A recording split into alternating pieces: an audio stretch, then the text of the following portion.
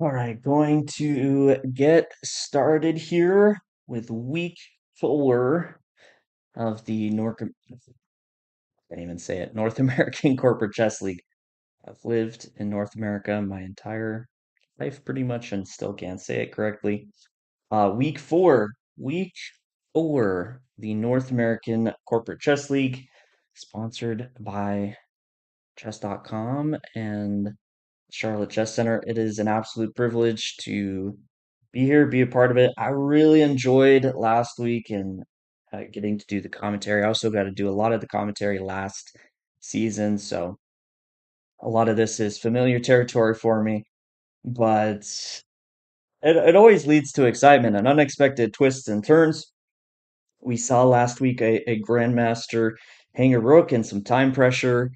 We saw some crazy sacrificing, maneuvering, combinations, everything you could ask for and more. So can definitely expect week 4 to be only full of more of all the above. Before the games get started here in 8 minutes, let's go through the team standings. Symmetra in first place. We saw last week some absolute crushing performances, particularly from their top two players, Andrei Stuakopin as well as Vladimir Belos. Belos especially, man, he played with fire on the board and it showed. I really, really liked his play last week. Now, this is a week-to-week event, and players can take up to 12 buys because there are so many rounds. If they miss a week, that is a possibility. So hopefully we get to see him again. That's going to be the case with all of these players. We will have to wait and find out. Meta staying up there. Now, I will note that 30 points, really pay attention to this as there are team prizes as well as individual prizes. Meta trailing behind them in second place by 7 points, but you will notice Meta has no title players, at least not showing. Sometimes there are sneaky title players that just don't have their title showing, but doing an absolutely incredible job, currently being led by Warren Wing.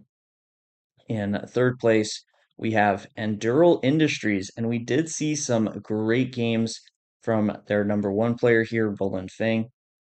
So no surprise to see them also tied with 27 points, right behind Symmetra. Now, I do expect we'll see more of all these players that we're talking about throughout these games. So keep an eye out and try to remember the names. Jane Street, number 4, led this time by Matthias Shundi. However, Jacob Furvine was the individual first place last season. So can expect some really good things from Jane Street, the defending champions, as well as Jacob Furvine. But kudos to all their players that are doing very well. And finally, fifth place. There are, of course, many, many teams, but we'll cover the top 5 and then jump into some individual standings before the games are starting, which should be pretty soon. Fifth place, Ernst and Young, 26 points, led by Samir Jumdar, and always pleasant to see. I actually really love to see this, see unrated in there, because I think that's a big part of what makes the Corporate Chess League such a fantastic thing, is how many players, how many teams show up. I mean, if you've been paying attention, just in the top 5 teams, we have well over 100 players. So you can imagine the extent of this event and bringing out players that may not even have played much in the way of tournament chess, but are still very strong and able to kind of show their stuff in this event. Now let's go to individual standings, and then we should. Here, let me refresh this because, yeah, we'll see who has buys this go around. So Stuart Copen is leading, Belos in second, and that is a very clear 1-2 as of right now. Now you see they both I clicked on, dang it, stop. Let me refresh this. I keep clicking on the weeks and it expands them. But you see they both kind of stumbled in week 2, but since then have or the other week's been on absolute fire. Since then, well, there's only been 1 week, but 3 games. They absolutely crushed it. And then, as mentioned before, Roland Fang. Now, someone we didn't see, or two players actually we didn't see in the team standings, but are obviously doing very strong. FIDE Master Richard Chen for Databricks and International Master Kyron Griffith for Lyft. So in the top five, it looks like all the way to top six is playing. We might have some buys, well, actually a decent amount of buys in some of our top players there here. But it is to be expected week to week, as I mean, this event covers 7 weeks, so we can't always be there. Lenora, how's it going? And with that said, let me check. We should have, yes, we do have pairings. So let's go. Let me refresh that. Um, so here, I mean, because Stuart Copen and Bellows are on the same team, that will affect the pairings, and they will not end up playing. So we could see some huge back-to-back victories, some huge victories for them at the top. We also see Yannick Cambrath on board or also for Symmetra. So games to watch out for. Now, Enduro is up there, but of course there is individual prizes outside of team prizes. So all of these players are strongly incentivized to do well in this event, outside of just wanting to give the best game they have. So we'll keep our focus here on the top three boards. Will be the focal points. Um, these top three boards, but we will check in if we have time to the other games should they finish, and if not, kind of keep an eye out for some results. Let me see if I can get these games pulled up. You do see there the top 10 boards are in a Zoom call. Some fair play measures, which is always good to see in these online events for everyone involved. It's nice to know that there's something to kind of keep us in check. I don't think anyone should be above fair play in today's day and age, and always good to know. Well, Lenora, because this is commentary, I'm not going to dive too much into that, but that sounds wild. All right, let me fade it over so we have the games. And you can see here, which I do really like, these games are created. So this is in partnership with chess.com. Chess.com, I don't fully understand the technical side of it, but they create the pairings and then these players join the Zoom call and then they join the game live. So that page that we saw of pairings, where it says, live and all that, um, players might be using some of the same stuff or the click to play. That's what I was thinking. The click to play right next to that is what they would use.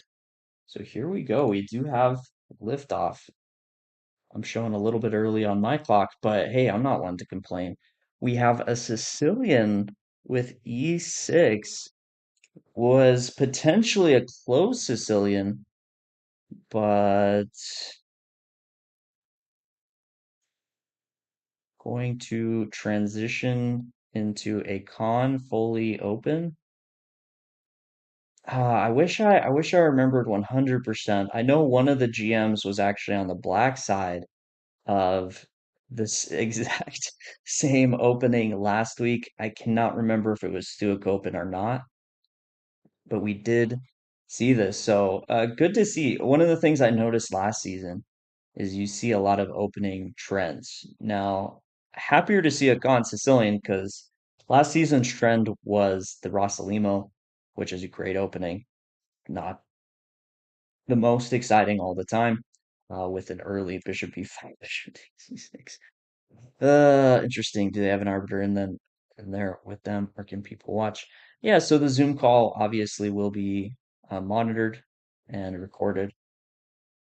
Um, and yeah, that's really, I mean, just kind of a nice thing because as much as you like to think that we don't have tendencies when we play, we do. We all have them. And so if it looks a little bit strange, it might be a little bit strange. I think these players are all above board. They're here for the fun, obviously for the prizes, but they are representing their corporation. So I expect nothing but good stuff from all of them in play and in keeping all that together. Do these trends come from magazines? Yeah, just go on your local chess.com news and see what's being played. It's surprising. I don't think there's necessarily any connection. However, Bellows, I think, kind of showed some of that. Bellows is a King's Indian player, and his opponent played the Queen's Gambit, and he played the Queen's Gambit. And so Bellows ended up having two King's Indian games, one from the white side, one from the black side, which absolutely could be part of it. I'm a Grunfeld player myself, so d4, knight f6, g6, d5 at some point for me. And I definitely found that to be the case when I'm playing against it with the white pieces. That actually was kind of comfortable because I was familiar with the positions. So part of these opening trends might just come from who's typically at the top and that they're comfortable going into these positions as white, as black, or just heading one again and again in that general direction, a direction they're familiar with. Let's do a quick check on boards 2 and 3. Stuart Copeland seems very well prepared here. So Griffith has a tough task. We'll try to keep it close eye. It's board 1, and I think it's going to be pretty exciting. So we'll keep a close eye, but just to do a check, what was this? C4, E4. Interesting. I cannot say this is a line that I've seen too much. I've seen some of the C4E stuff, but a quick D5 bit more rare, at least for my eyes. And I'm not sure what to make of it. I can see a world where Roland Fing with the black pieces plays knight e7 and gets some nice pressure here. And considering it is a 10-2 time control, so sometime, but not a lot. I'm kind of liking his position from the practical side. But I feel like technically white should be better here. You can neutralize the bishop through e4. Obviously, you're getting pressure from what he's doing right now with c5. There should be some play for white, but I like the practical, just kind of ease of play that black has or direction. Let's go check in on board 3. A Maroxy-ish Roxy-ish type position, but an early trade. Bishop b5, bishop d7. Now, normally this bishop d7 in response to bishop b5 is not as fighting, you could say, but the way that it's been handled here, um, Richard Chen feels like he still wants a fight.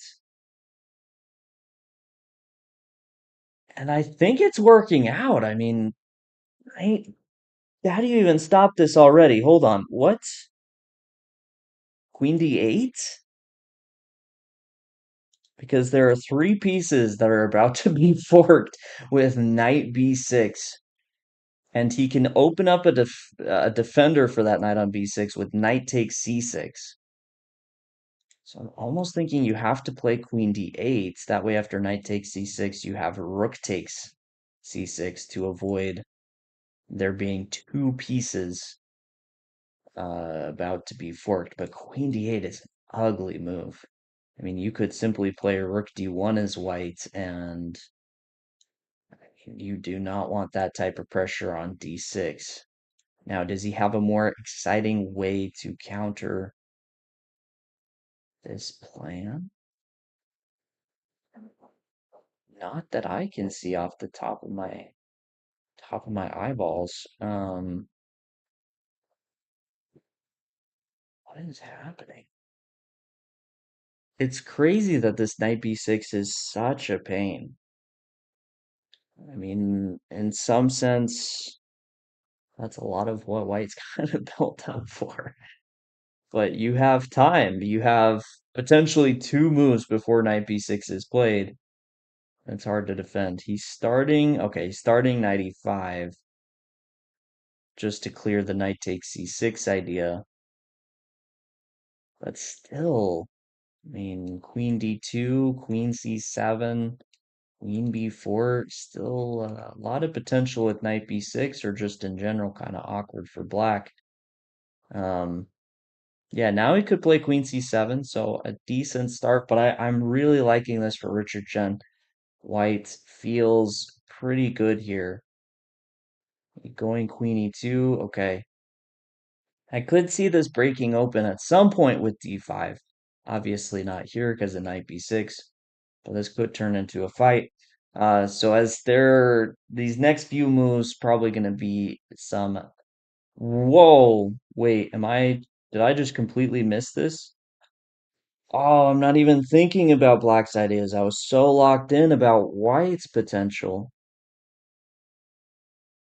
Knight takes c4 straight up.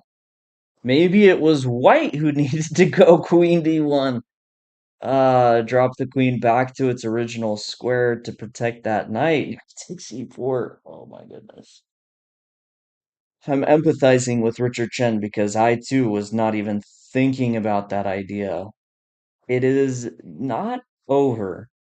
It is not over. Okay, even right here, now taking the pawn, b takes a4. The double pawns, black's up a pawn, but they're not the best.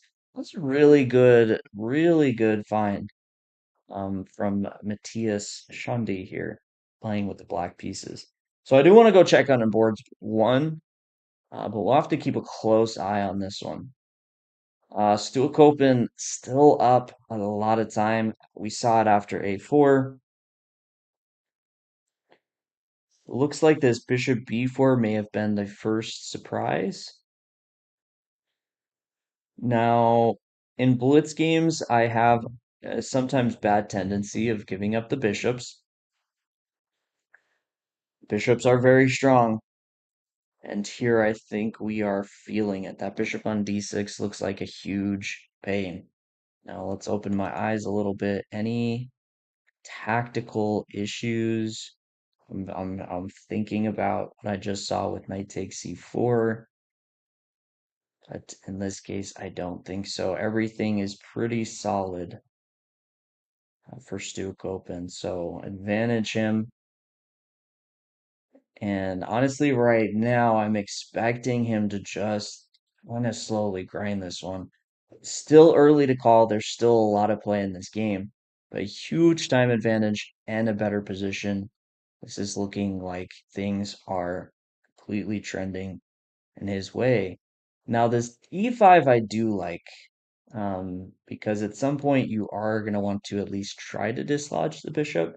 The one danger, and I think a move worth considering even, is c4, where you could try to clear the way for the bishop as well as get ready to provide a super solid support of c5. Now, the other potential with e5 is knight f4, which I could find its way all the way to d4 at some point. Mad Lad, how's it going? Knight f4, pretty solid. It goes for a5. Okay, a5 first. This is being threatened.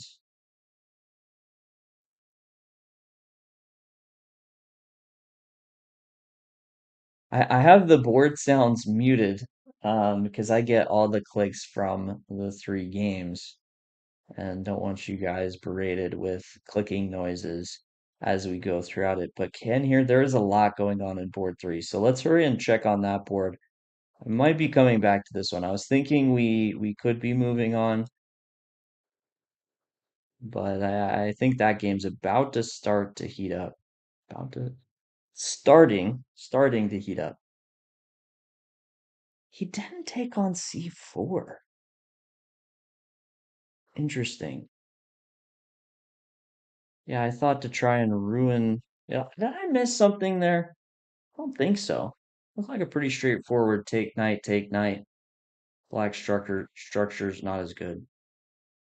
Or on chess, doing this for CCC. Yes, yes, this is on the Chess Sharks channel, but I would say is more of like a Charlotte Chess Center stream. But I really enjoy these games and this type of looking. So looking at them and going over lines and sometimes being humbled by what these players do. Many times being humbled. Yeah, I mean this is just advantage black up the pawn. I'm really confused. Let me go back one more time and then we'll go back to board one. Why? Maybe I'm actually just really confused at why he didn't take here.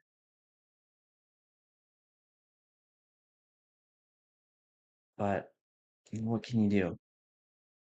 Let's go back to board one. So Matthias in the driver's seat here. Stuart Copen really trying to put the clamp down. We see that bishop has maneuvered its way over to b6. f3 and g3 have happened. And this knight, I would guess, maneuvered. Okay, wait. I thought would have been knight h8. We had to go back. We had to go back for this knight maneuver. That's how it landed on f7. I would have lost so many bets on how that knight got to f7. But here, lo and behold, here we are. Oh, yeah, this is suffering for Griffith. However, with that said, I think it is what he is doing is a good strategy in these types of positions where you solidify and you basically just wait to see what your opponent does. Like little improvements, little improvements. I know I'm worse. You know you're better. You have to break through. He played this h4. I would be thinking a lot about trying to make a6 work at some point. A little bit tricky though, because the b file will remain closed. I'd be interested at trying to maybe play like bishop d3, queen e2, just to target here. I actually really like that. Oh, he played bishop takes. So hold on. a6. I don't like bishop takes because now this is a much easier target.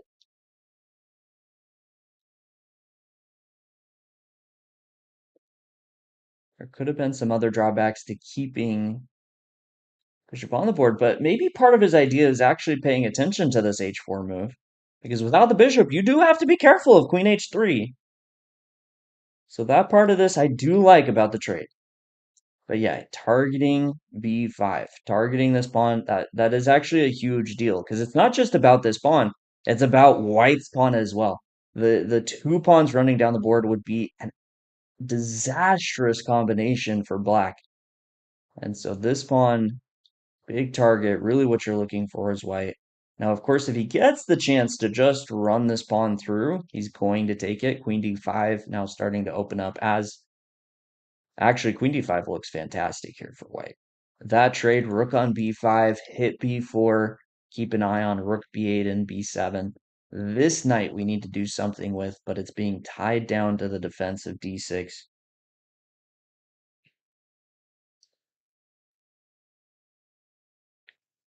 Let's go do a quick check on board two, and then I think we'll come back to this game. Just want to see how this has developed. Everything. Everything has developed in this game. That's what happens when the time control is 10-2 and we have so many games to try and cover. Looking good for Bellows. Definitely not over, but I see pawn. I want to take pawn. Maybe not that simple. Counterplay. Counterplay. Queen D1. Maybe Queen E1 ideas. Says it's no big deal. Queen D1. We can also play Rook F1 instead of King H2. But no, he's going A5. So he's going to try and create counterplay in his pass pawn. And Bellows is going to try and run his pass pawn also through. It's a little bit messy. The one thing I do want to say is Black's King is really funny. It's open, but it's not vulnerable right now. Now, it easily can. We already see Queen takes C3, Rook C2 is a pin. But the king, how are we getting to it otherwise? Oh, this is going to be an interesting battle.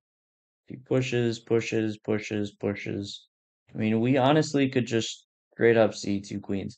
Okay, black is the one that needs to hesitate first because h7, a2, Velos could take, give up the rook first, queen takes, and then queen is pawn. So Roland Fang will be the one that has to blink first. He's now trying queen d1, but what is he looking for? Queen c1. Trying to attack here. I would think queen takes f6, but maybe it's unnecessary to open up the pawn here. You can also push. Honestly, that's a little messy though. Push, queen h6. Uh, the end game is hard to calculate with these pawns. The thing about if the queens come off the board, that's really tricky, is these pawns easily lead to black's king supporting them. So you have to be careful. No queen. Okay, queen takes f6. Unless I'm missing something, that's over. Because this is a huge. Yeah, queen takes d8. Is it? It's over. Okay, he queens first. I don't like that as much because you don't do everything with check. But okay, it's no, it's still a rook. Um, it's and this pawn's not dangerous enough. Now queen e4 and that's resigns. Yeah, yeah. Oh, Belos brings it together. Okay, back to board one. This makes this game an even bigger deal. Belos and Stuakopen are both playing for Symmetra. So if they start this week off both with wins on board one and two, excuse me, that's a great place to be. Griffith trying to complicate it. You have to be careful. These knights, especially supported like that, can lead to a lot of sneaky checkmate ideas. Stu Copen has plenty of time though. Yeah, he doesn't even want to mess with this knight f4 and rook c2. Reminder that rook b8 is sitting there, not being played yet because it's covered, but give me the chance, I beg you. Okay, a few ways that Stu Coping can go about winning this. This way is fantastic. Bishop now supported. You could really, yeah, there it is. I was gonna say you could really stop Black's counterplay, cover the D file, Rook D7, get the rooks on the seventh rank, and their resignation. Beautiful game by Stuart Copen. Griffith did not play this bad. If you look at this game and think, man, Griffith just totally messed that up, I think you'd be wrong. He played well. Stuart Copen just really controlled that and played a very, very nice game. We do see it. Matthias locks in and gets the win. Wow, very nice game. I thought his position was not so good, but as I said earlier, some of this you get humbled. You had a really nice checkmating pattern. Board 189. Hey, let's take a look since the top three games are finished. Oh, I clicked on the wrong one. Let me let's go here. Gonna see my I have two pairing tabs open. Oh, very nice. Let's go towards the end. Let's give it a few moves. Let's lead into it. Let's lead. Oh no, two bishops. Oh,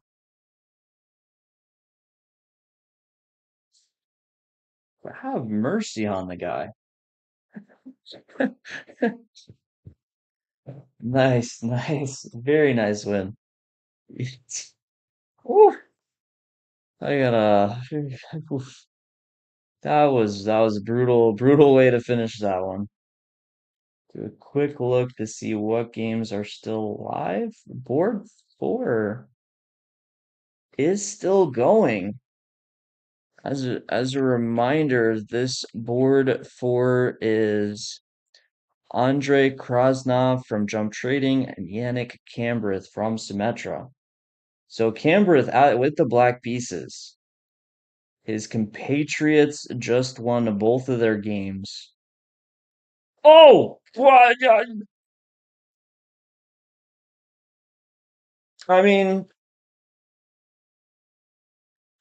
hmm, hmm.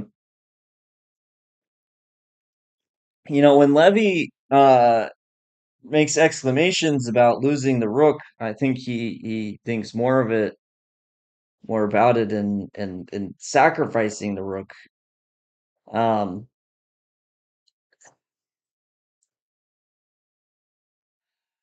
yeah, yeah, that's heartbreaking because I can tell you he spent 14 seconds here. He's trying really hard, really wants to win this for himself, for his team, and is thinking about, oh man, he's gonna play knight takes f6 and just thinking about the arising endgame and kind of what's up there, and completely forgets that it's legal for black to not play knight takes f6. This happens. This is I would not call an uncommon occurrence by any means. This is, I mean, we see probably about one rook get hung every every week from my experience in this corporate chess league. Here, let's go. That game is finishing. I think we're pretty much done with the rounds. Let me refresh one more time. Maybe we have one or two more games now. All the games I'm finding have already finished. Scroll to the top. Well, actually, let's switch views so we get a better overview of the results. So that's actually a huge win, by the way. Oh my goodness, wait. I correct Symmetra. Look at this. Symmetra 1. Symmetra 1. Symmetra 1. Symmetra, another victory.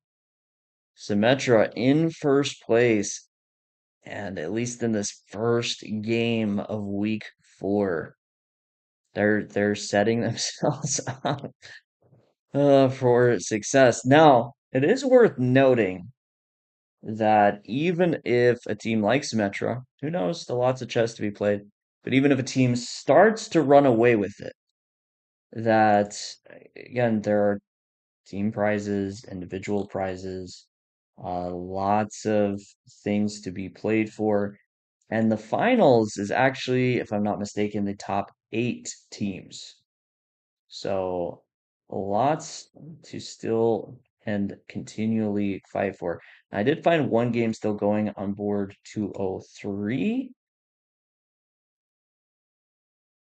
Oh, I don't know. Don't no, just accept the draw. Just accept the draw. Go after the pawn. Do not play knight g4. You know what? Acceptable. That's an acceptable move.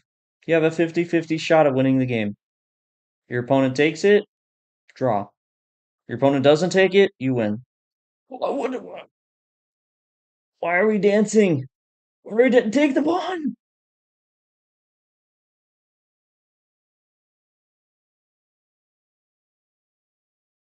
Please take the pawn. I mean, I assumed black was gonna lock that in, but yeah, maybe trying to flag the opponent.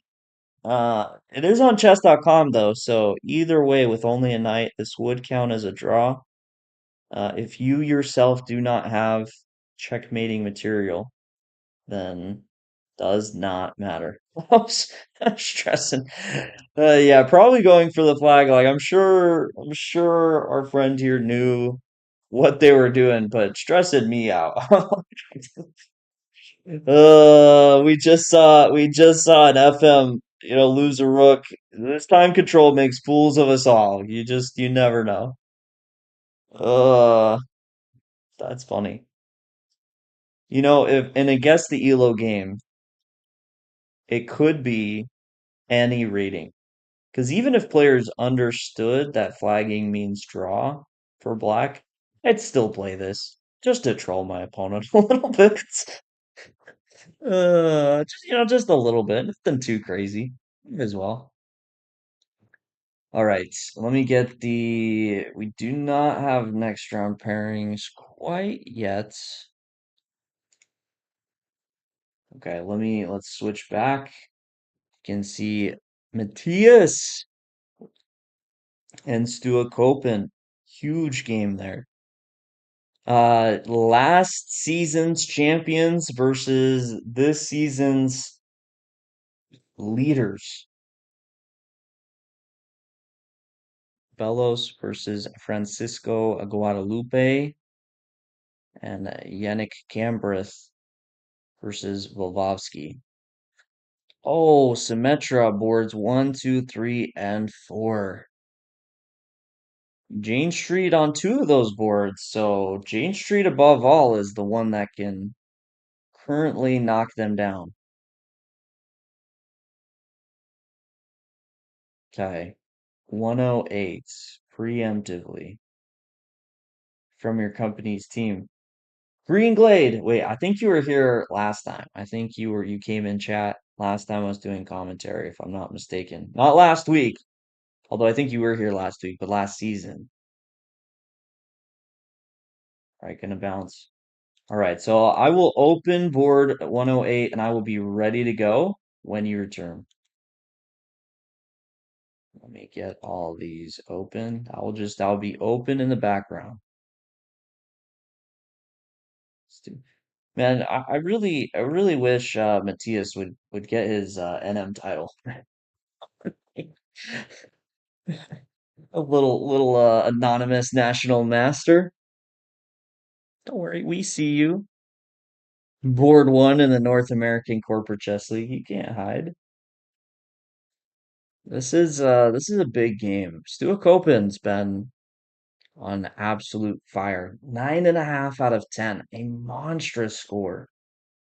And in good form today. I mean, I think as overall just well played game, he might have had the best game last round. Very, very clean, just constricting, putting the pressure, very well played game.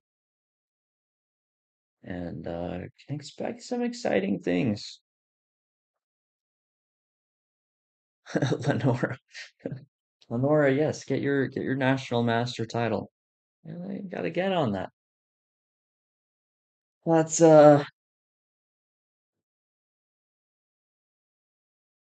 be great to see. Alpin. I'll try try not to wince too much. Alpin is a great opening. I feel like I see it so much. In my own personal game, so many people are playing it lately. Now, Bishop B5. I can't use the Explorer on a spectating game. I'm not too familiar with this Knight F6, this early Knight F6, and then Bishop B5 line. I think I glanced it at one point. but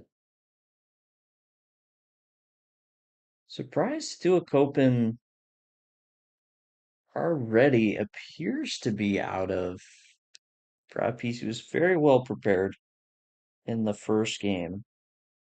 Um, but now a little bit surprised.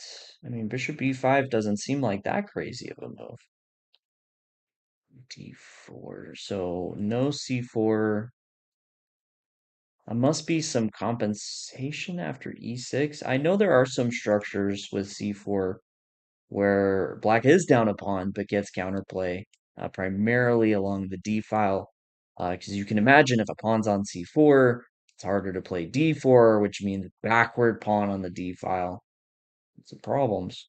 This is turning into just a very normal Alapin line, but white traded the bishop, which to me feels wrong. I would typically say black's light squared bishop is not that great, especially when you're playing e6 all the time.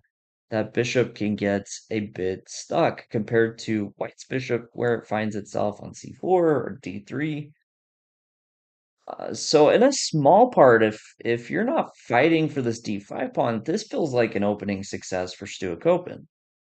Oh, I'm so sorry. I didn't switch scenes. The challenge with having the setup as we Lenora, everyone was gonna let me just keep going and talking this way. Um, let's recap. So this line with bishop e5, bishop takes d7, and overall getting a very normal Alapin position, except the light square bishops have been traded. And as I was saying, I think this benefits Stuakopen because you can imagine bishop on c8, not that great, where white, if the knight comes out, is putting this bishop on c4, on d3, a bit more open, a lot more flexibility. So I'm not sure. I'm not sure where this went wrong in the preparation, but I think Stuart Copeland has to be happy about this position. Let's go board two, and then three, and then we'll circle back to one, unless one of these games is especially interesting or a lot seems to be happening at the moment. All these games are definitely interesting, but we're trying to catch all the critical moments in these top three boards. For Bellows, at a glance, I like this. All these light squares and feels quite nice, but it could be an illusion. At some point, if Black plays d4, or sorry, d5, d5 here. Are we happy? I think I'm happy with d5 here. Oh, but kind of crazy. Actually, knight e d6. Hold on. The line I was thinking was d5 take, bishop takes, and then good things are happening. But knight e d6, I think was actually a really nice idea just to keep everything together for white and still keep that pressure. He takes on b5, looking for d5 at the right moment. Why didn't he play d5? Why is he avoiding playing it? At some point, if we kick this back and we attack d5, is that an issue? We could play knight c7. If we don't kick the knight back, how else do we attack a pawn on d5? Can play bishop g5, try and remove a defender, but f6 doesn't seem like the worst idea. That bishop on g2. I know, right? Only seen it in dreams. So many squares open.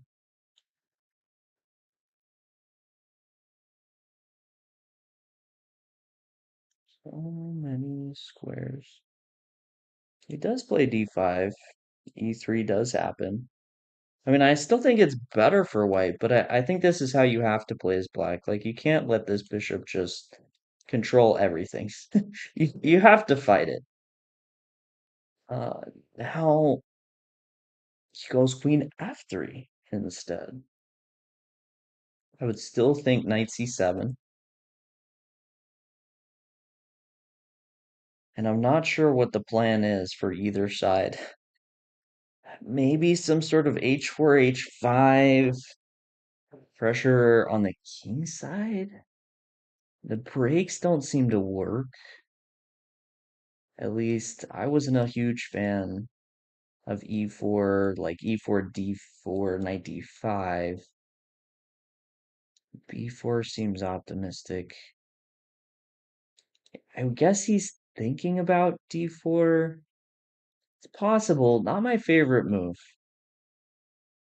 I think you can play it here and it might be fine, but I feel like in the long run, you want to maintain flexibility.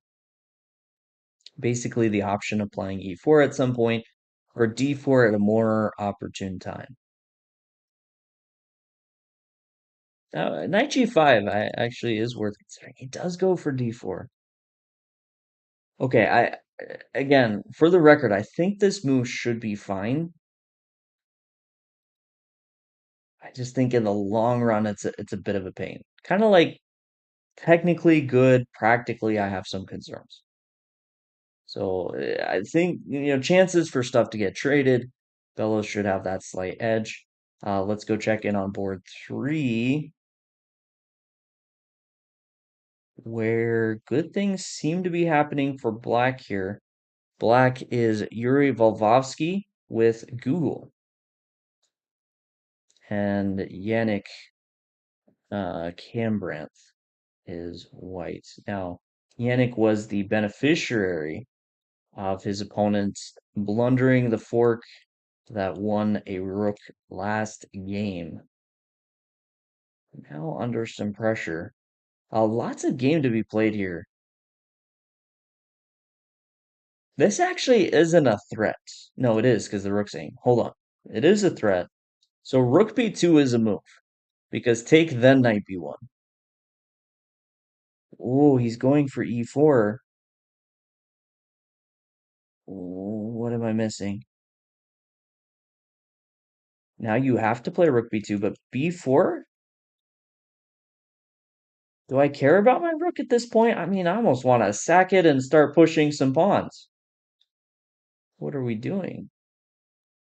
He also could just save the rook like a reasonable human being. Okay, he's a reasonable human being. Um, Strange. I don't know. Why not save your c3 pawn? You can't take here. This is pinned. E5 doesn't feel like that big of a deal, but maybe it's the way you have to go. E5 can be dangerous. E5 and eventually like an f4, f5. A bit slow though. This is happening really fast. And this is a threat. C3 with a just simple fork, currently a problem. I don't know what happens. I have a feeling Yannick miscalculated something, especially with the time he's spending. Now, I would have expected that he, like I did at first, just forgot the rook's hanging after rook takes c3. But he played rook b2 very quickly. So the other thing I think he could have kind of forgotten is actually c3 is a fork. Maybe he had some plan, he had a direction that he wanted to take it, but then realized something like c3 and oh shoot, that's a problem. I can't do my plan anymore. And now he's trying to figure out how to deal with it. Looks like big trouble for white though. Big trouble. Yuri Volvovsky had a very good season last season. Not titled as far as I'm aware, but a very strong player and really showing a huge time advantage and good position. I think here we can say black is better and go back to board 1. Okay, better, maybe even winning. Lots of things have happened here. So I was liking it quite a bit for Stuart Copen, but somewhere it's traded down a little bit. into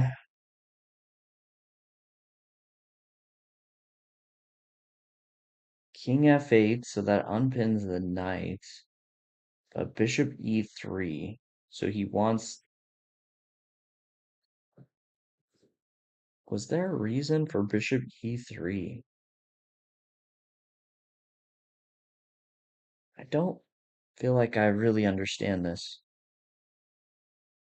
Hey, Chess Me Out, how's it going? And thank you for the kind words. Stu Copen,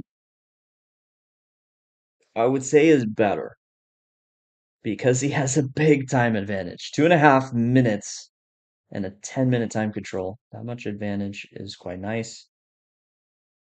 Uh, this diagonal is a bit awkward. I actually kind of thinking back to this sort of f6 moment.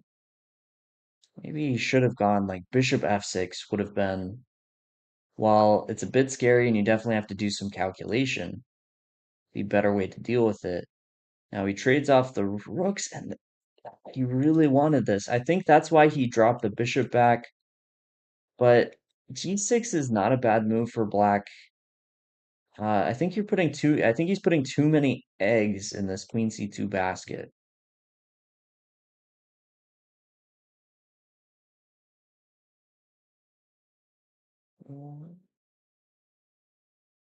Okay, f5. Yeah, queen e4 could have been an idea there. Stuart Copen, I expect is gonna want to push for a win.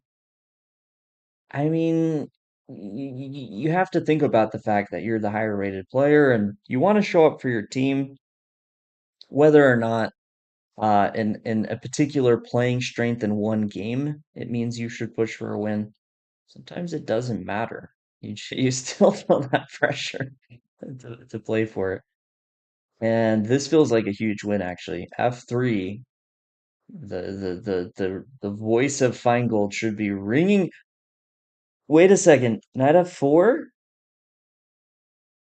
Wait, how do we? Am I missing it? This is a huge problem. The bishop is pinned, so we can't take. Queen can't move to protect this bishop anymore. And oh, the square coverage is actually so good by black.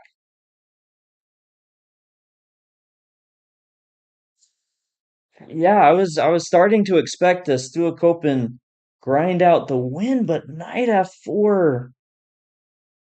This is why you never play f3, kids. F3 and just one move later from white. One move later, Guardian. Yeah, the hesitancy seems to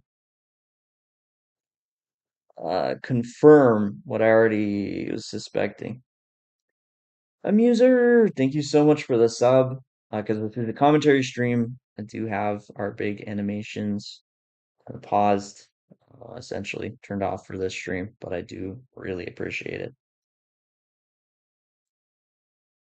Yeah, he really backed down. Somewhere Stuart Copen played very fast through that middle game, and I think it did cost him. I liked his position, but probably preferred Matthias's position somewhere there, but he just kept pulling back. Bishop e3, queen c2, knight d2, f3. So defensive. And at some point, if you play that passively, this is just bound to happen. I think we go on to the next games. I was hoping, well, let's stay for one more minute. Excuse me, and just see maybe a result here. Matthias has to be frustrated. He played a very good game. Just should have kept with it, should have kept pushing. Stuart Copen trying to fight, maybe got a little in his head.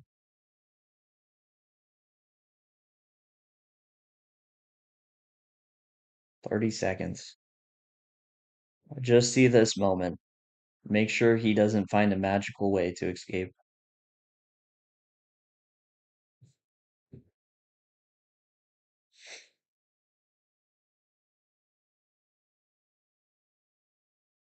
Dang. Bishop F2. Well, in fairness, pause before you judge too much. He didn't lose the bishop.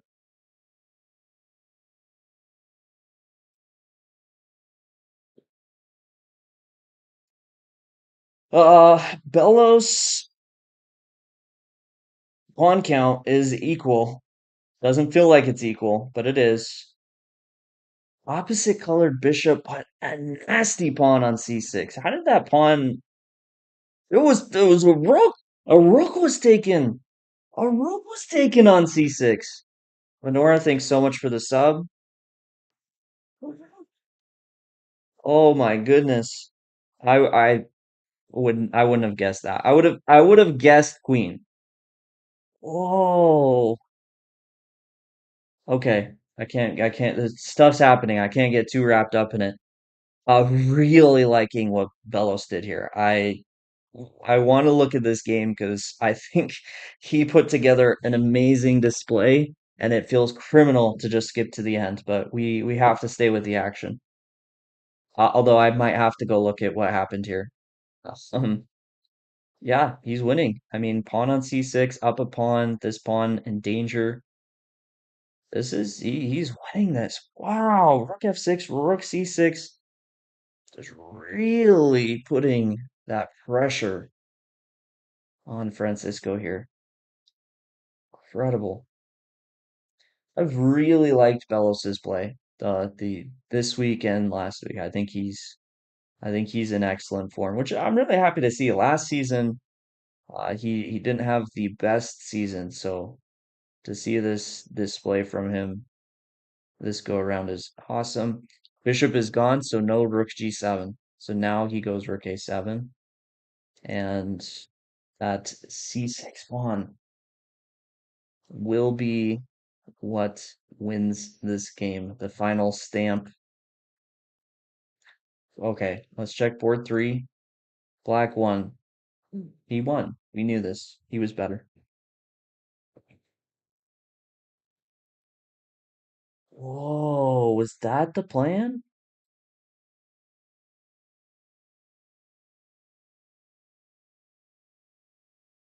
That is crazy.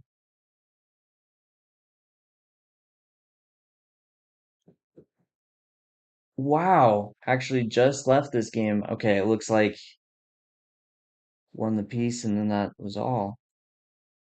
Man, it makes me really curious if this was Yannick's idea when he played e4.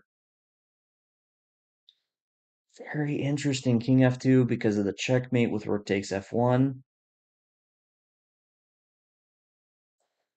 Loses the piece. Why not king g3? King g3 feels like a huge miss, all things considered.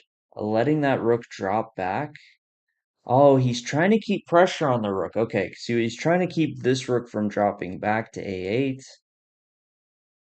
Man, what a crazy game. I mean, at a glance, I think this was fantastically played by Yuri Volvovsky. Just a very, very good display, but could spend more time. Let's go. This was the requested game. This is board eight between Quentin Moore and Billy Vidar. Quentin Moore is a national master. Radio, hello, by the way. Tal, thank you so much for the bits. Much appreciations. And Green Glade's back. Perfect timing.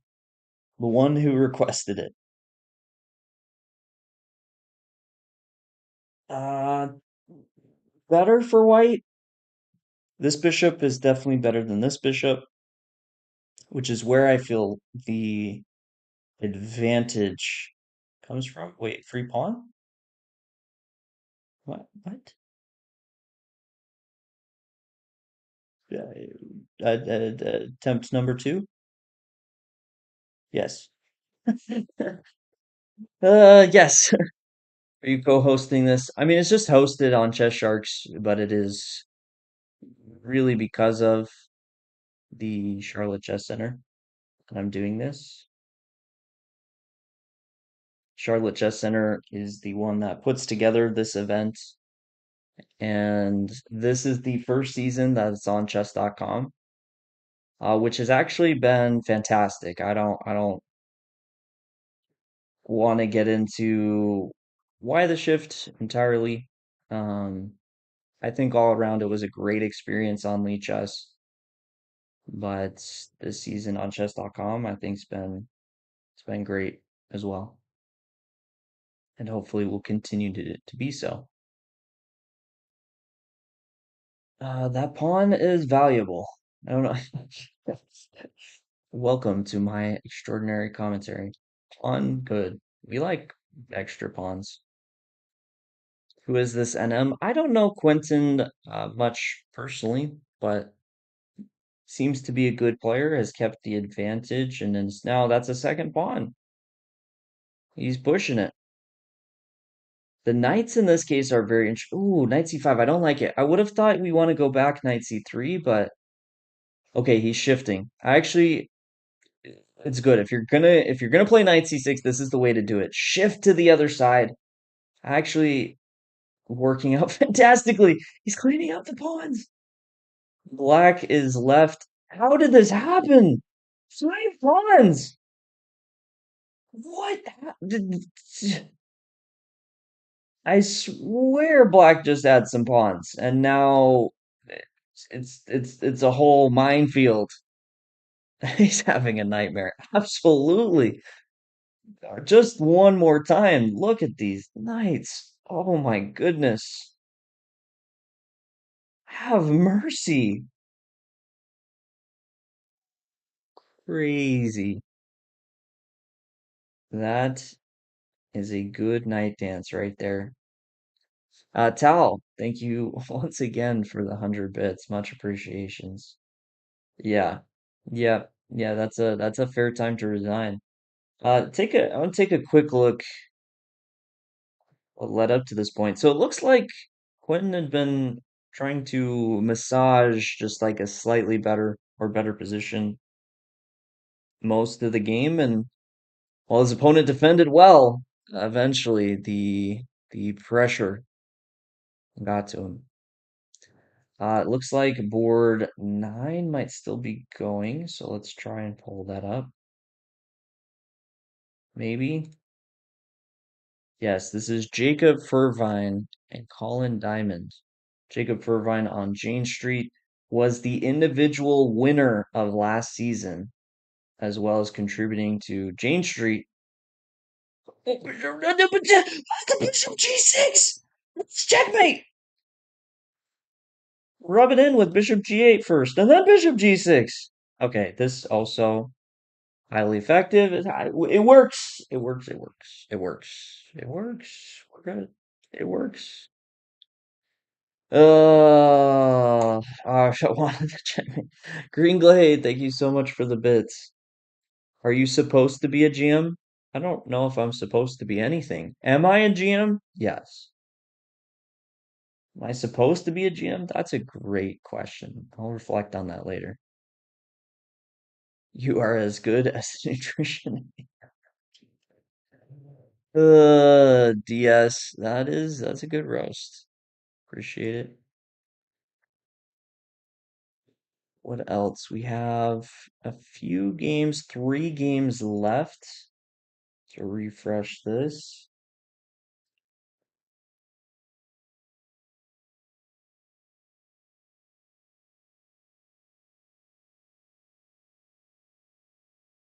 No, this game finished in the meantime, and this game is almost done.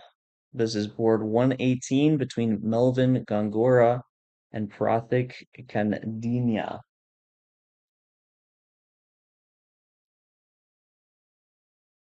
If so, I can help you become a super GM. Sure. I believe it. There is a difference between the two. I had no idea. Down. Yeah, the dance draw. Oh, okay. So this has been a back and forth for quite a long time, this game. But It's kind of heartbreaking here from White's perspective because you win the pawn and you feel like maybe you made some progress, but reminded that the whole time was very, very Josh. Owens, thank you so much for the sub. Much appreciations.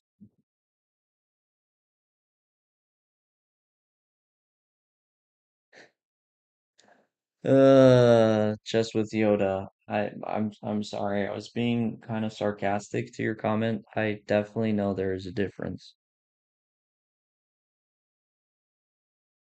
Okay, we should next round pairings will be up probably should be up any second. We'll give it I'll keep refreshing in the background. All the games are done. Should take but a moment. Now Symmetra's top two boards, no, three of their top four did win, so they're still looking very good. But Yuri Volvovsky was the one to play a tiny bit of spoiler taking down Cambridge. Okay, we do have pairing, so let's go there. Stuart Copen first Volvovsky. Volvovsky takes down one Symmetra player and is promoted to the final boss. Stuart Copen. Griffith is back on board too. Vladimir Velos, who I think has been playing fantastically, so that will be a tough pairing. And then Roland Feng and Richard Chen. We actually do not have a Symmetra player on board three, which maybe we have some buys actually. Now that I'm taking a look, it is possible, even though it's week to week, for these players to take buys for one of these rounds. So,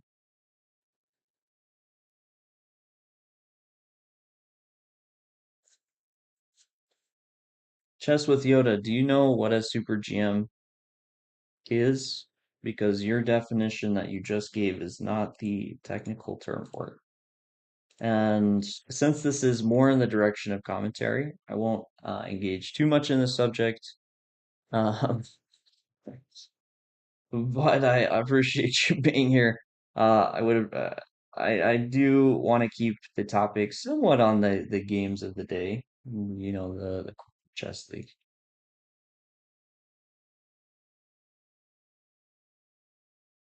Yeah, super GMs are it's an unofficial thing at the 2700 rating. That is correct, Amuser.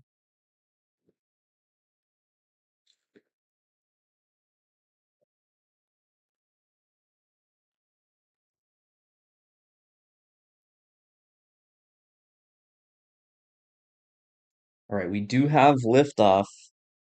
Stuart Copen between again or against Polsky. E4 knight c6.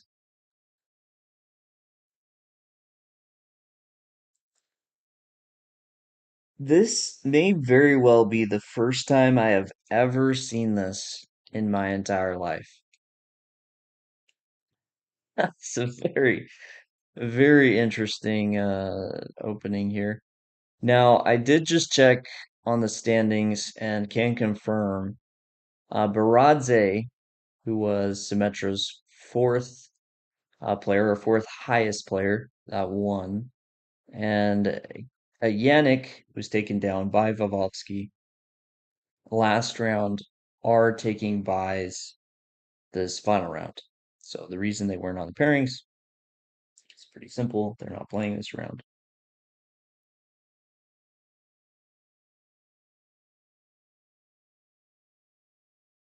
There are also super GMs out there who have never played in over the board tournaments.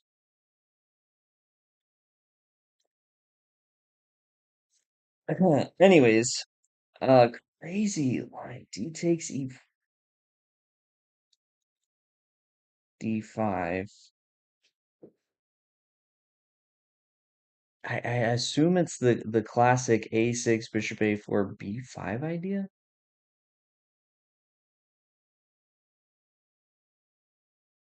Pretty wild.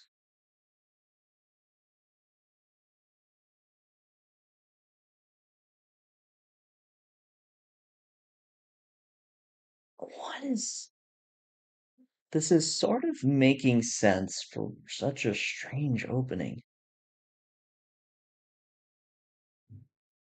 You can see it in the time spending. Stuart Copen has had a huge time advantage for the time control, 10 plus 2, in so many games.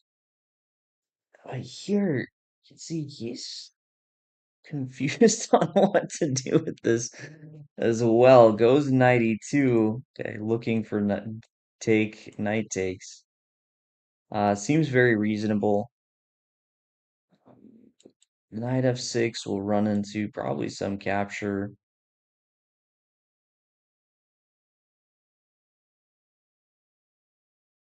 So take, maybe you send it back.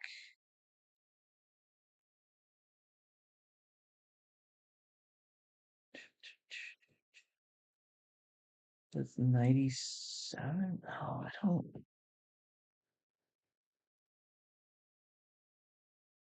The art of confusing an already confused opponent. Uh,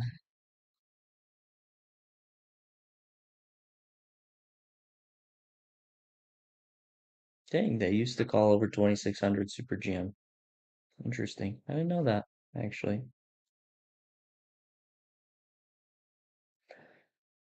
All right, let's go check in on boards 2 and 3. I would like to say stuff about this. I do really like this move, and I actually like how this is looking for Stuakopen. Maybe Bishop G4 is what's standing out to me, just to try and pin and then look for E takes D4. But kind of crazy, crazy line. Let's go board 2.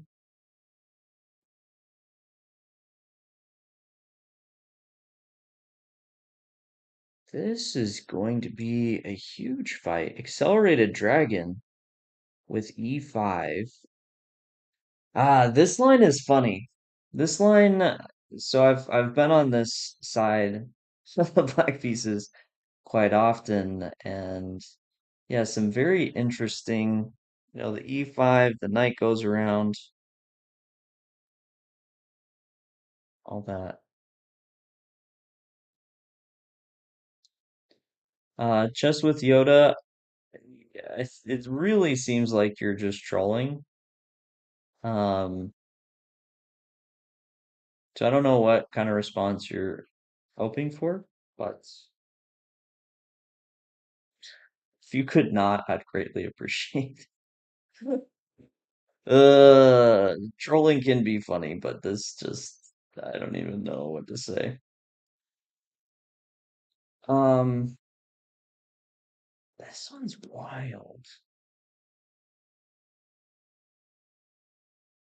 Yeah, Bishop E6, Bishop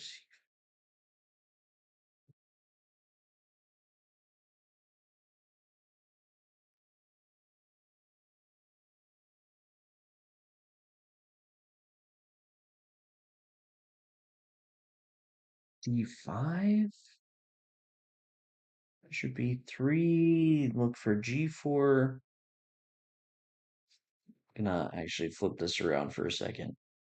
Definitely more comfortable for me from Black's perspective, and something feels off about Black's position.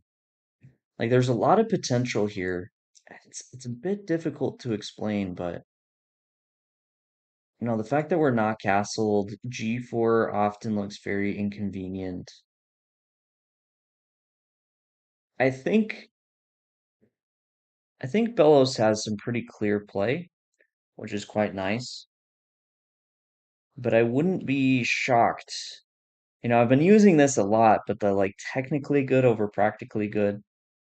This to me does feel like a case where I really like Belos's position practically, but something technically with the king being open and just this potential feels a bit off. Now, I'm still kind of leaning towards Bishop C4, Bishop B3 to solidify the position as white, but we'll see. Let's go check in on board three. The Accelerated Dragon has really gained in popularity recently. Yeah, it's good to see. I think it's a great opening.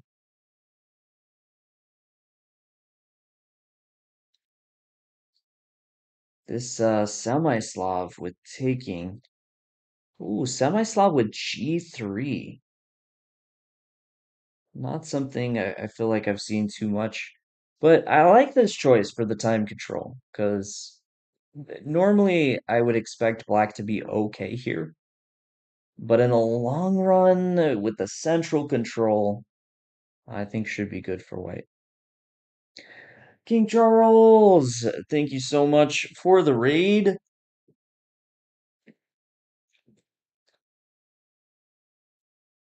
Hope you had a fantastic stream.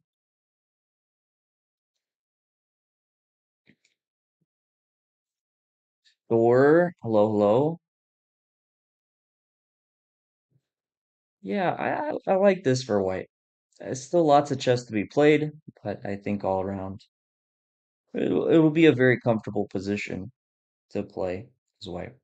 Let's go back. I want to keep a close eye on boards one and two because the openings I find very interesting, and I expect some early fireworks, which we're already seeing here.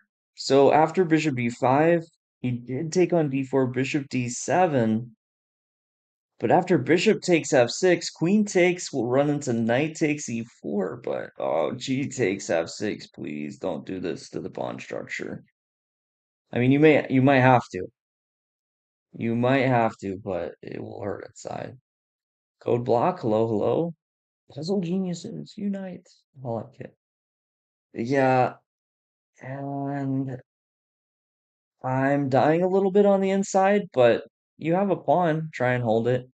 F3, Queen H5 ideas. Maybe a combination of both. Start Queen H5 and then F3. I actually really like that because if you ever open up this rook, you're ready to go. Now you don't really lose that. The positive side to playing F3, well, probably bishop c5, e3, and tries to hold there. How does that differ with queen h5, queen f6? It differs because we may actually have knight e4. So I'm thinking queen h5, queen f6, f3, bishop c5, castle, e3, something like this, and then knight e4 for white. We're take, and we really trying to destroy black. Could be a crazy idea. Now maybe white goes for something more sensible. If you can, queen d4, hit the rook, rook moves, f3. It's possible. It is possible. No, he starts with rook e1, so he is keeping it a little bit simpler than than this stuff, but I think this should be very good for white. So let's go back to board two. We're gonna stay on these top two boards. Try and keep a very close eye. So early on, castle b3, and he's in time to get bishop d4. I don't know how I feel about all this. What was wrong? What was wrong with queen a5 here? Then he wants to play knight a4?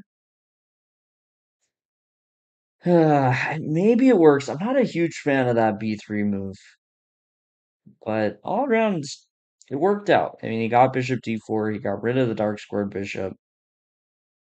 Maybe another moment for me to humble myself. They still have the dark bishop. I don't want to move that pawn next to my king. Uh, it seems like a very fair point. Okay, still some d3. Knight goes here. What next?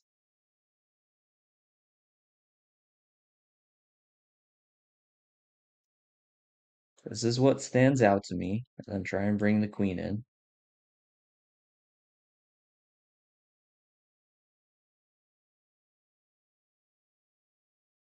He could also just start running the c pawn. c5, c4. Oh, he starts with queen d6. Okay, so he keeps his options open. Maybe he's starting with queen d6 to avoid queen f6. Queen f6 actually was a very good square for white's queen, so that seems like a fair move to play. Now g4. What's happening after g4? It's the move I want to play. G4 f5, but queen takes f4 with the pin. So g4, queen takes f4. Ooh, queen f6? He takes he takes. He's just trying to trade. Interesting. I mean, he's up a pawn, has some sense behind it. Definitely unexpected. I was just a bit focused on g4. But maybe that was too much. Uh, what the heck? Naroditsky's gifting a sub to Kayden sucks. Oh, that's actually crazy. Woke up all guns blazing. That was that was not on my checklist for today. I think more it was less on my checklist than Hikaru resigning in a winning position. That's good morning, sir. Oh wow. And the gifts of Decade is awesome. You know what? I can suck. Never mind. I'm not gonna finish. I'm not gonna finish that sentence. Let's call it declare. Hey, I appreciate it either way. A gift sub's a gift sub. I'm not one to look a gift sub in the mouth. G4 is now played, but G4 now feels very wrong. You get the pin. You definitely cannot play Queen F6, but Queen D8, this is still hanging. Hold on. Check King H7. Take. We might be going down this line. King H7. Take. Check, push. Hey, thank you. Thank you so much, Nerditsky. Much appreciations. Oh, he goes King G7. Okay, that avoids a possible F takes G6, but runs into F6. Hold on. So take, take E2. F6 runs into Queen takes F6. Wow. Okay, so E2, Queen E7, but then Queen F1, we still guard F6. Oh my gosh. There's not enough time in a 10-minute game for this position. He plays Rook F1 with Queen takes D4?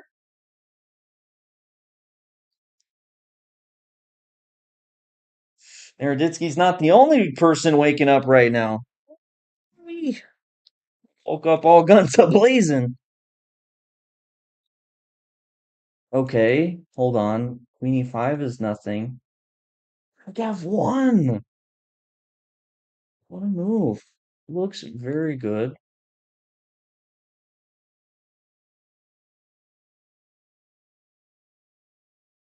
Anyway, we can go after this pawn. He takes it. He just accepts his fate. Wow. And Griffith is up a pawn. Ooh wee. I have been loving Belos's play this week and last week, but Griffith, I wasn't sure about his B3 move, but at some point I just have to respect it.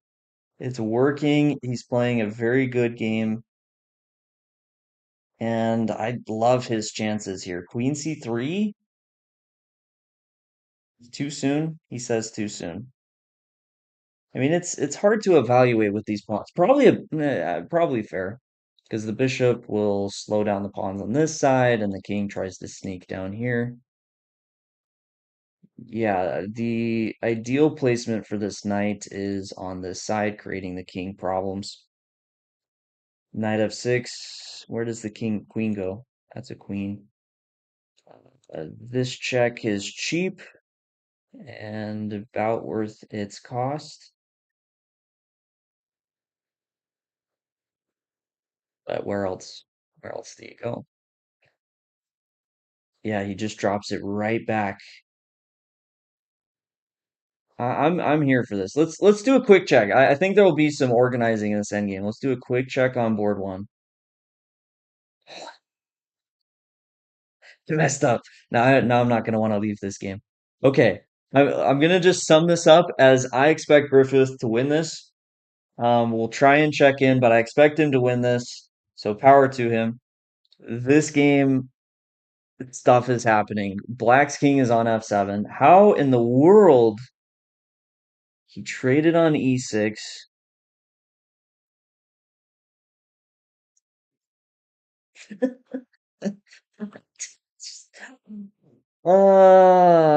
That's the night move I saw. Is that a blunder? Queen is in a dangerous spot. Which game? Sorry, Blazing Art. I put you in a tough spot switching back and forth before a comment where both queens and knights are doing some serious stuff. Knight a4, he's a simple man, just wants to take a pawn. I can absolutely respect that. Rook d8, is it worth it? He's gonna get rook d2. He says yes. I think I agree. Rook d2 is currently not a great idea. So rook c8, but then check c3, rook e1. This is looking very good for Stuart Open. Still some things to figure out. I mean, it's a pawn. It's one pawn. Pawns, especially with the potential for a rook endgame, may not be all it's cracked up to be, but is looking good for Stuart Open. Sheer, thank you so much for the follow. Ooh, King G8.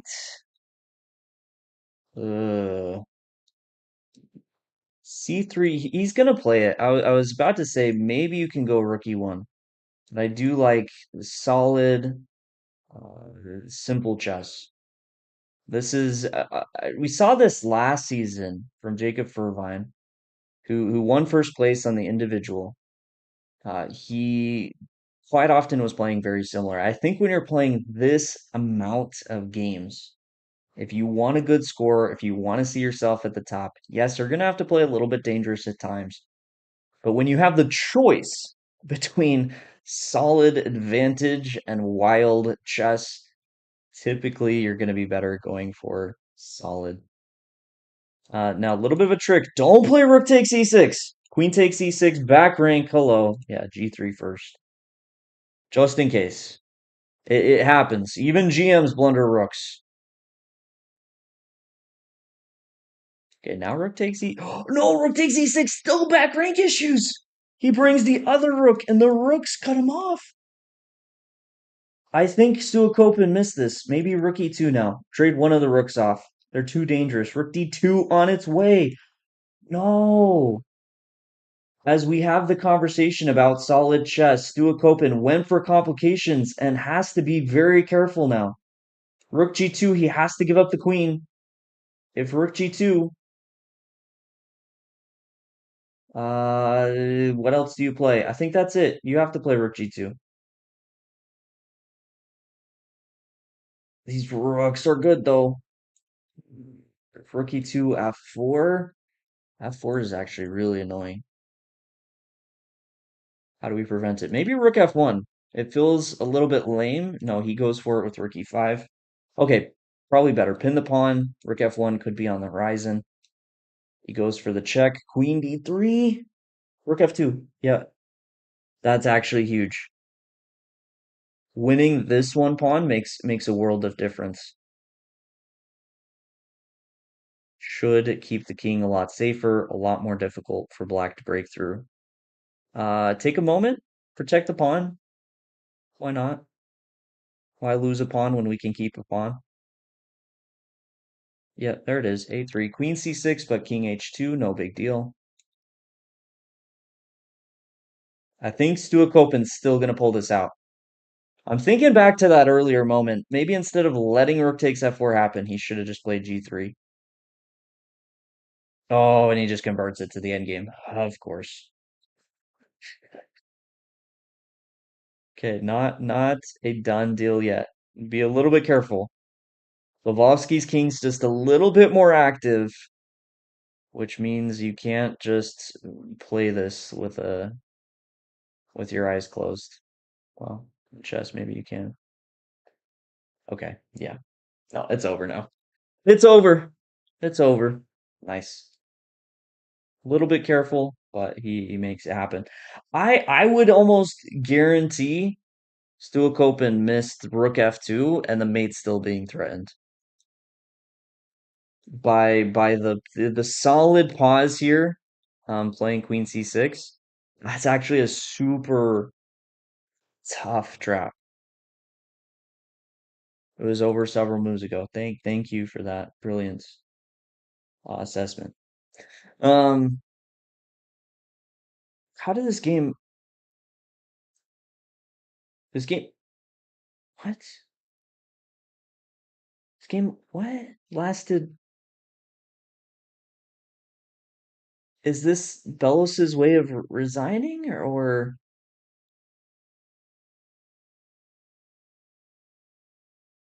okay? That I mean, that's a nice checkmate. That's a great way to end the game. Very surprising. Great game from Griffith. Just to revisit it really quickly again. Rook f1. Not being tempted quite yet with all these captures. Just rook f1. Picked up a pawn with a good position as well and converted it cleanly.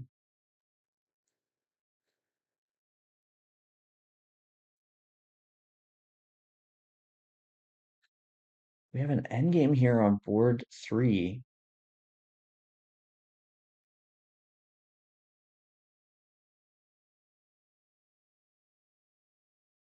What?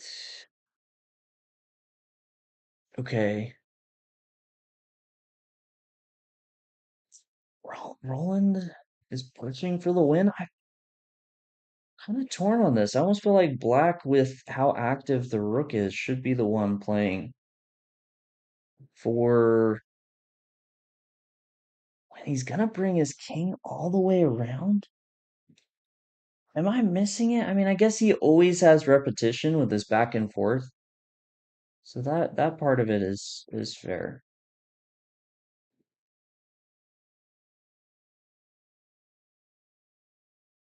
Trying to see if someone blundered that game, and I thought the queen was in a dangerous position.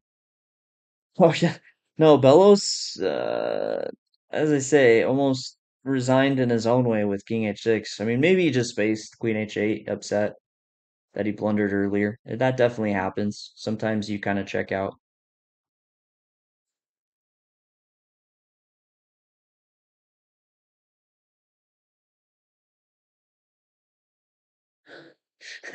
This one's tough. This one's tough to say who's playing for a win and who's happy to draw. But what's the time? 3 seconds. 2 seconds. Ooh, take, check, take. No, he has King H7. Oh, da da da. King D6. He just doesn't care. Just go for checkmate. When you don't know what to do, just go for checkmate. Wait, King takes F6. I don't know. I don't know. I don't know who's playing for a win and who's drawing. G takes F5. Wait, Bishop takes. Don't get skewered. Blunder potential. I think yeah. Just move your rook. Good decision. Get your rook. uh, just get the rook out of there.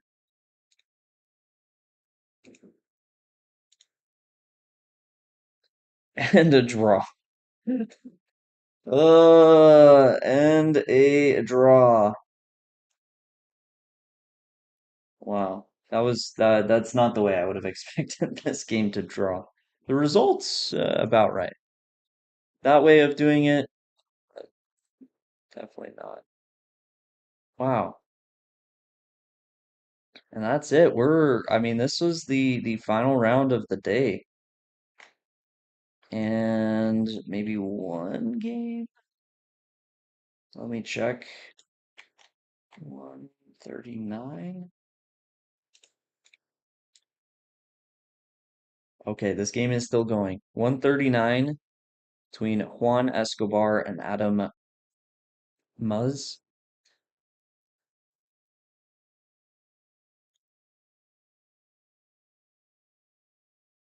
Why the timeout? Because I think he's just trolling. Uh, I don't want to talk about it too much. Try and focus on commentary, but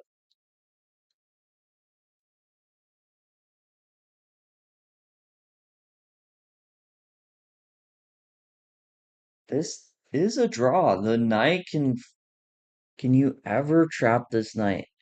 The bishop can cover a lot of squares. The king, though, I think this is a draw because the bishop can cover four squares of the knight. The pawn covers one, but the king can only cover two.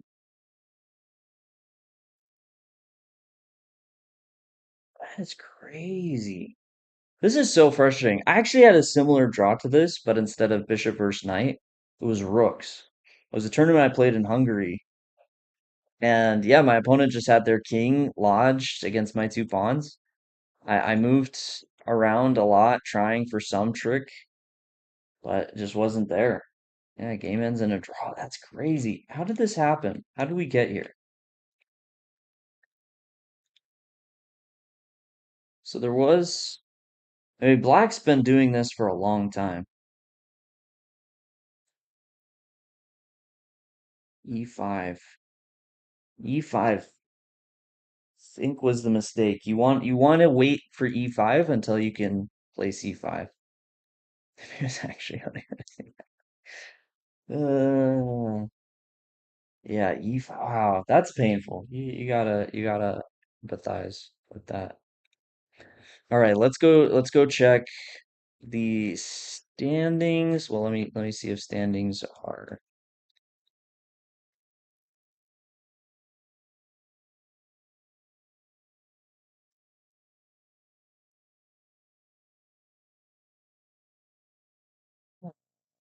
dated. They do appear to be. So let's go there. And that's it. That's crazy. I always like lock myself in thinking that we're gonna be here another hour.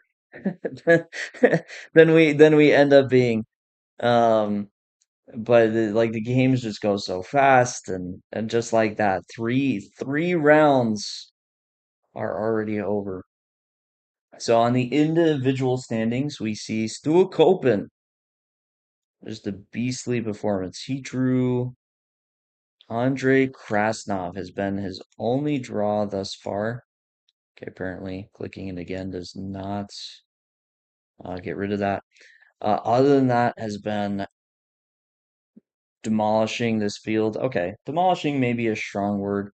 Definitely some close games there, but very, very good performance from him. Bellows on absolute fire with Griffith being the only one to slow him down and had to play just a fantastic game in order to do it. So Bellows still on second, but Griffith right there, 9.5 for lift. And we have another Symmetra player, Baradze on 9, and a huge tie with 9 points thus far.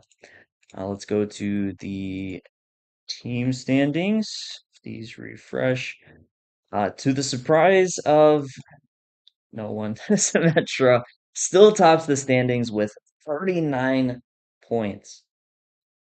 Stu Kopen, of course, it's already established at the top. Google now in second place. Yuri Vavovsky being a huge player for Google here at that 9 points, which is great to see. We do not, I mean, Google is a team that doesn't appear to have any titles. Okay. Sometimes that just doesn't show, but great to see from them. Tied with Google at 33.5 is Jane Street, last season's winners. Jacob Furvine having a very good week, now showing at the top of Jane Street. We saw some great play from Matthias this week as well. So very good to see from them. And Roll, we've been seeing a decent amount of Roland Fang. Unfortunately, Francisco has been having a great event, but we only got to see that brilliant game by Bellows, was the one that we got to see of his. But still up there doing very well on 9 points. And then IBM on 33, having a very good week this week. Now, the thing to be said about this is so many players on each of these teams. It takes the top four. So with 2 weeks left before going to playoffs, lots of things can happen. Um, Team prizes, individual prizes, lots on the line, all headed towards the week 7, which will have some actual knockouts to decide first. Uh, Lots of good chess ahead. Um, really good day. I mean, we saw one big blunder in the rook hanging, but other than that, excuse me, I really feel like we're seeing the best out of these players. Uh, they they're playing some good chess. They're fighting. Uh, it's really not often clear till the very end which way the games are going to go. So just absolutely fantastic. And with that, this will finish week 4. So hope to see you all back next week. I believe I'll be here. I'll be doing commentary for week 5, and then be gone for week 6. So I'll miss week 6, but should be here for next week. So hope to see you all back. And until then, you guys have a great night and a fantastic weekend.